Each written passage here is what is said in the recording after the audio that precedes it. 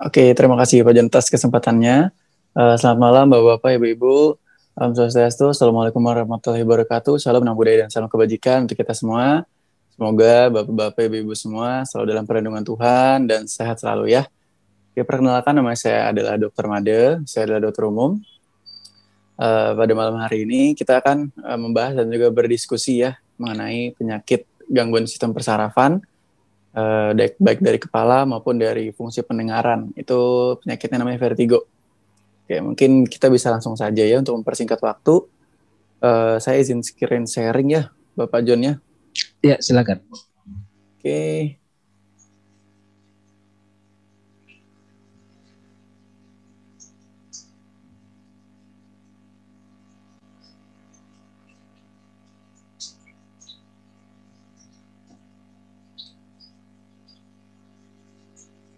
Oke. Ya, kita akan membahas vertigo ya pada malam hari ini. Jadi mungkin Bapak-Bapak Ibu ada yang pernah mengalami ya atau tetangganya atau keluarganya mengalami keluhan sakit kepala. Nah, itu banyak sekali jenisnya. Salah satunya adalah vertigo. Nah, vertigo ini bukan cuma nyeri tapi berbagai macam keluhannya itu campur-campur. Nah, makanya pada malam hari ini kita akan bahas ya Bapak-Bapak dan Ibu. Oke, kita yang pertama dari katanya terlebih dahulu nih. Vertigo itu berasal dari bahasa Latin yaitu adalah verte yang artinya memutar. Nah, vertigo ini adalah suatu persepsi yang salah ya dari gerakan seseorang atau lingkungan sekitarnya dan terdapat berbagai macam gejala tambahan lainnya. Jadi orang tersebut melihat lingkungan itu seakan-akan berputar, bergoyang, padahal kenyataannya tidak. Jadi itu adalah kesalahan persepsi yang diakibatkan karena kelainan dari fungsi keseimbangannya. Nah, fungsi keseimbangan manusia itu ada dua. Yang pertama itu di otak dan juga di bagian ke telinga ya. Itu makanya dipisah, ada yang vestibular dan juga non vestibular. Ada yang vestibular itu yang di dekat telinga, non vestibular itu di bagian sistem persarafan otak. Oke, ini adalah penyebab-penyebab vertigo nih Bapak-bapak dan Ibu-ibu ya. Pertama bisa infeksi, itu labirinitis. Penyebabnya bisa virus atau penjamur. Nah, ini biasanya menginfeksi di bagian telinga bagian dalam. Ada juga yang vestibular neuritis. Selanjutnya, pasien juga biasanya mengalami vertigo itu karena mempunyai riwayat trauma ya, atau terbentur di bagian kepala. Nah, di bagian kepala yang terbentur ini di bagian sebelah kiri atau kanannya gitu. Karena di bagian kiri dan kanan kepala manusia itu berdekatan dengan pusat keseimbangan di dekat telinga. Selanjutnya, orang-orang dengan tumor itu juga bisa mengalami keadaan vertigo ya, bahkan cenderung secara kontinu dan juga semakin berat gejala vertigonya. Selanjutnya adalah tumornya itu ada neuroma, glioma, dan juga tumor interventrikular. Ini adalah tumor-tumor sistem persarafan di otak ya. Ini nanti dapat menyebabkan keadaan vertigo, mulai dari ringan sampai dengan berat. Nah, ini biasanya tumornya akan menekan sistem persarafan, menekan otak, karena kan pertumbuhan tumor itu tidak terkendali ya biasanya. Jadi menekan otak bisa menyebabkan vertigo. Itu cenderung lebih parah daripada kelainan vertigo yang disebabkan karena infeksi ataupun riwayat trauma. Dan juga bisa menyebabkan pasien jadi tidak sadar. Selanjutnya adalah riwayat penyakit tiroid. Nah, riwayat penyakit tiroid ini kan dia hipermetabolisme ya. Jadi saat orang tersebut mempunyai riwayat penyakit hipertiroid atau hipertiroid, itu akan terjadi ketidakseimbangan antara hormonnya. Nah, hormon-hormon yang tidak stabil ini yang nantinya akan menyebabkan hipermetabolisme atau metabolismenya melambat. Nah, hal ini dapat menyebabkan fungsi dari otak juga berkurang, yang nantinya akan dapat menyebabkan gangguan keseimbangan. Gitu, ada yang mengkonsumsi gula dan juga banyak sekali energi berlebihan, jadi energi cepat habis ya, terutama pada kasus hipertiroid. Ada juga yang hipotiroid ya, karena susah diserap. Nah, itu bisa menyebabkan keadaan vertigo. Selanjutnya adalah penggunaan obat-obatan. Nah, jadi untuk orang-orang yang menggunakan obat-obatan seperti antibiotik, ya, obat-obatan untuk gagal jantung, hipertensi, dan obat-obatan sedatif atau obat-obatan yang membuat rasa ngantuk berlebih, itu juga dapat mengalami vertigo. Itu karena side effect ya, atau efek samping. Biasanya karena pengaruh dari obat tersebut yang menekan sistem persarafan. Itu, tapi tidak semua orang dapat terkena efek sampingnya. Itu hanya beberapa orang. Oke, selanjutnya adalah beberapa teori yang didapatkan sampai saat ini adalah teori rangsangan berlebihan atau overstimulation. Teori ini berdasarkan bahwa adanya rangsangan berlebihan itu dapat menyebabkan Hiperemis itu kemerahannya jadi seperti peradangan pada bagian pusat keseimbangan di telinga. Nah, hal ini yang nantinya akan menyebabkan rasa tidak nyaman seperti berputar, terutama di bagian kepalanya ya. Jadi melihat bayangan-bayangan seperti lingkungannya juga berputar, lalu bergoyang, nah, tergantung keparahannya. Selanjutnya adalah teori neurohormonal. Teori neurohormonal ini nanti tidak seimbangnya itu seperti histamin, lalu dopamin, dan juga serotonin. Nah, hal-hal ini yang dapat memicu terjadinya kelainan hormon, sirkulasi darah, ya, lalu aktivasi saraf yang berlebih. Nah, hal ini akan menyebabkan gejala vertigo. Selanjutnya ada juga teori sinaps. Teori ini biasanya diakibatkan karena gerakan yang memicu stres berlebihan sehingga mengaktifasi hormonnya CRF. Nah, hormon ini nantinya akan menyebabkan kita ada keseimbangan antara sistem persarafan, baik simpatis ataupun parasimpatis, yang nanti dapat menyebabkan keadaan vertigo. Jadi banyak ya, sudah cukup banyak sekali yang dapat menyebabkan vertigo. Oke, selanjutnya adalah klasifikasinya. Nah, banyak ya klasifikasi vertigo ini, ada yang fisiologis, patologis, dan juga ada juga yang psikogenik.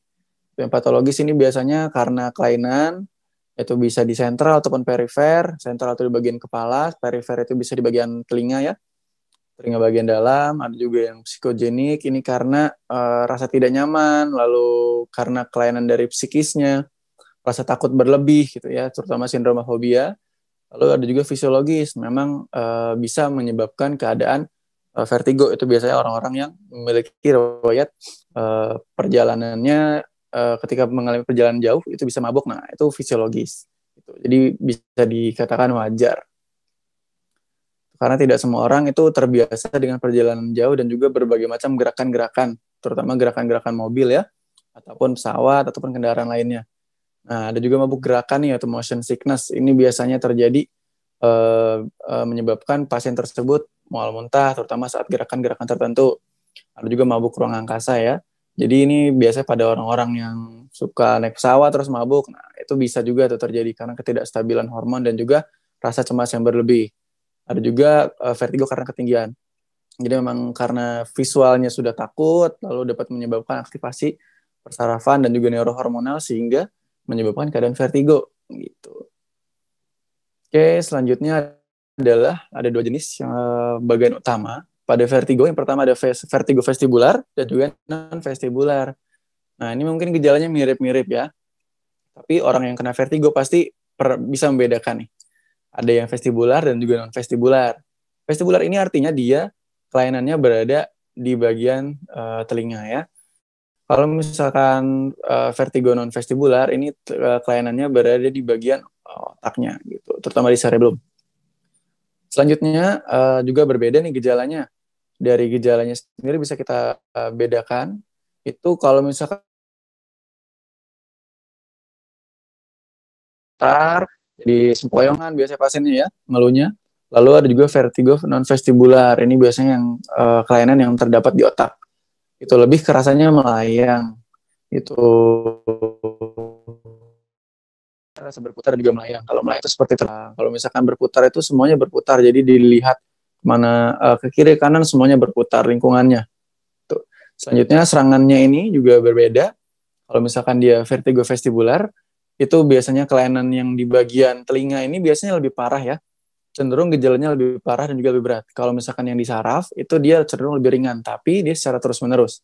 Nah, kalau misalkan serangan di bagian vertigo, di bagian pusat keseimbangan kita di bagian telinga dalam, itu biasanya episodik. Gitu, jadi hilang, timbul gitu ya. Kalau misalkan dia kelainan di pusat persarafan di otak, itu biasanya terus-menerus. Jadi lama-kelamaan dia mengalami vertigo terus, lama-lama semakin berat. Nah, untuk vertigo vestibular itu dapat mengalami keluhan mual muntah. Itu ya, jadi pasien bisa mengalami mual muntah karena dominan keluhannya adalah rasa berputar gitu, sempoyongan ya. Kalau misalkan rasa melayang itu tidak terlalu membuat pasien mual muntah gitu. Kalau dia sudah berputar kan itu biasanya pasien sudah mengalami keluhan mual muntah, tidak bisa jalan bahkan ya karena sempoyongan. Selanjutnya adalah gangguan pendengaran. Nah, untuk vertigo vestibular ini pasien biasanya mengalami gangguan pendengaran seperti rasa berdengung, terus habis itu bisa juga tuli sementara ya, karena memang gangguannya itu pusat keseimbangannya di telinga.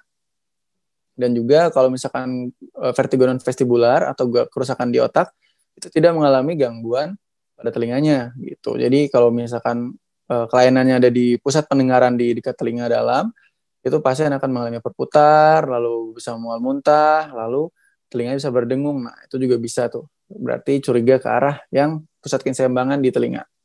Selanjutnya, untuk kualitas nyerinya nih, ini biasanya yang vestibular lebih berat ya, karena dia lebih berputar, bisa mual muntah. Kalau misalkan yang non vestibular atau di bagian sistem persarafan di otak, itu dia lebih ringan cenderungnya. Tuh. Nah, selanjutnya ini ada gejala klinisnya nih. Yang pertama itu ada impulsi. Jadi sensasi berpindah atau seperti didorong ya. Karena pasien tersebut mengalami gangguan keseimbangan, jadi tidak bisa mempertahankan posisi tubuhnya dengan baik. Jadi setiap dia membuka mata, dia menoleh kiri atau kanan, nah itu sempoyongan berputar seperti terdorong atau tertarik.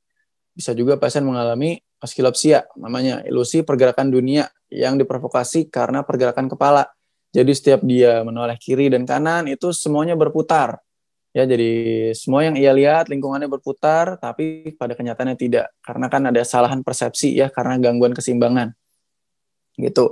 Selanjutnya juga ataksia, jadi pasien itu kesulitan ya untuk mempertahankan cara dia berjalan. Jadi cenderung untuk akan beresiko untuk jatuh seperti itu. Dan juga ada gejala pendengaran, terutama pada vertigo bagian yang perifer atau vertigo di bagian pusat pendengaran, pusat keseimbangan di bagian organ pendengaran di telinga. Nah, ini biasanya juga bisa mengalami seperti tinnitus atau rasa berdengung ya telinganya. Biasanya kiri atau kanan bisa dua-duanya.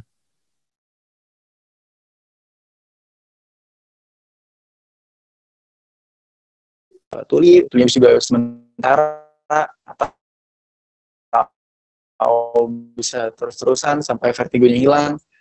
Itu bisa juga rasa penuh di bagian infeksi saluran telinga, itu juga bisa memperparah keadaan vertigo. Itu mual muntah dan juga kelainan saraf otonomnya. Nah,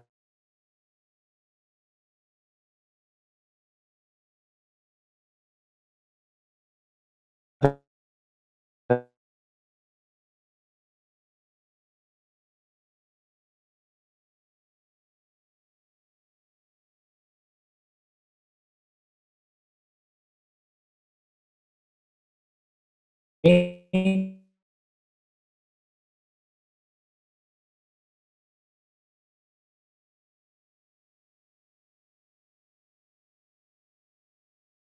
berdebar, lalu bisa juga kelelahan, jadi sensitif juga terhadap cahaya, benda-benda yang bergerak ya, dan pada orang yang mengalami vertigo.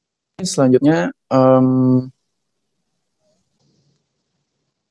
apakah suara? Nah, ini apa pencegahan vertigo. Jadi vertigo itu yang pertama, tidur itu harus posisi kepalanya lebih tinggi ya, jangan sejajar. Karena akan membuat pasien lebih pusing saat dia terbangun ya, peredaran darah juga tidak bagus. Selanjutnya, duduk diam sejenak saat bangun tidur. Jadi setelah dia bangun tidur atau saat bangun tidur, itu pasien yang punya riwayat vertigo, itu harus perlahan-lahan tidurnya. Karena ketika dia terlalu cepat berbaring, dia terlalu cepat untuk bangun kembali, nah itu akan terjadi stres di bagian kepala dan juga persarafannya, sehingga dapat mencetuskan terjadinya vertigo. Jadi harus pelan-pelan ya bapak-bapak dan ibu-ibu yang punya riwayat sakit vertigo. Jadi untuk menoleh, bangun tidur, semuanya harus secara perlahan gitu. Tidak boleh terlalu cepat. Dan juga gerakan kepala juga secara perlahan, tidak boleh terlalu cepat ya, karena dapat menyebabkan gangguan dari fungsi keseimbangannya. Selanjutnya juga hindari posisi membungkuk, agar vertigo tidak kambuh. Karena kalau dia membungkuk terus, ya aliran darah tidak lancar, nah, hal itu juga dapat menyebabkan vertigo menjadi kumat lagi. Selanjutnya, saat terjadi vertigo, bapak-bapak dan ibu-ibu disarankan untuk segera duduk. Ya, karena kalau misalkan Bapak Ibu terus berdiri atau sedang mengendarai mobil dan juga motor, nah itu sangat membahayakan karena dapat menyebabkan kecelakaan ya, karena kan saat vertigo itu tidak seimbang tuh kepalanya. Nah, jadi harus beristirahat sejenak sampai vertigonya hilang. Kalau tidak bahaya ya. Di jalan bisa terjadi kecelakaan dan hal-hal yang tidak diinginkan. Jadi harus beristirahat sampai vertigonya hilang. Itu makanya selalu disarankan untuk segera duduk, segera berjalan ke mata, lalu minum konsumsi obat-obatannya bila ada.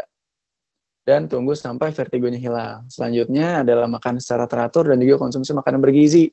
Nah, hal ini karena banyak pasien juga mengalami vertigo terutama saat keadaan perut yang lapar, lalu juga pasien juga suka telat makan. Nah, hal itu juga dapat menyebabkan terjadinya vertigo karena kurangnya asupan nutrisi di pusat persarafan kita, lalu kurangnya gula di otak. Nah, itu juga dapat menyebabkan vertigo. Bisa migrain, bisa nyeri kepala lain, bisa tension headache, tergantung ya. Makanya harus konsumsi makanan secara teratur dan makannya jangan berlebihan dan juga harus bergizi ya. Nah, di sini juga dapat menggunakan ion negatif. Ion negatif di sini bersifatnya suportif ya Bapak-bapak dan Ibu-ibu. Jadi yang pertama harus kelola stres juga, pola makan dan pola hidup harus baik, dan juga tetap konsumsi obat-obatan dari dokternya untuk mencegah keparahan. Ion negatif di sini dapat membantu proses penyembuhan dengan memperlancar aliran darah ya, dan juga untuk orang-orang yang mengalami stres, terutama gangguan neurohormonal, itu hormon serotonin dapat distabilkan sehingga mendapatkan keadaan yang lebih tenang pada pasien. Juga dapat mengatur irama jantung dengan baik dan juga memperlancar aliran darah. Dan penyebab vertigo kan ada infeksinya ya. Jadi yang negatif juga dalam kadar tertentu dapat membunuh kuman gitu dan juga virus serta dapat meningkatkan sistem imun. Jadi bisa digunakan sebagai terapi suportif gitu ya. Tapi ingat hanya untuk terapi suportif. Jadi terapi primernya harus tetap konsumsi obat-obatan dari dokter dan apabila tidak membaik bisa langsung ke dokter untuk dilakukan pemeriksaan gitu ya. Oke, selanjutnya terapi non medikamentosa. Nah, ini bisa dicoba ya di rumah apabila